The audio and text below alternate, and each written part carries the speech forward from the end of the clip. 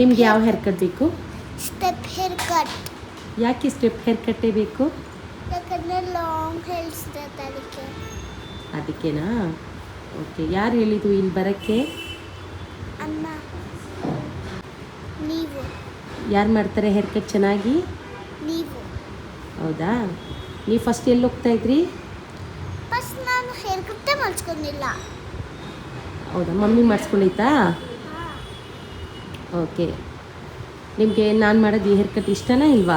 ಇಷ್ಟ. ಹೌದಾ? ಓಕೆ. ಇವಾಗ ನಾನು ಮಾಡಲಾ? ಯಾವ hair cut? Step cut hair cut ಮಾಡಲಾ? ಓಕೆ.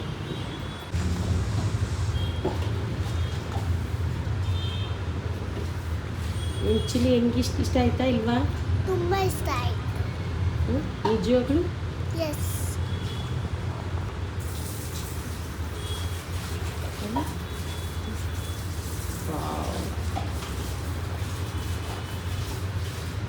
ಮಂದಿ ನಾನು ಹೋಗಿಲ್ಲ ಈ ಥರ ಕ್ಲಾಸಲ್ಲಿ.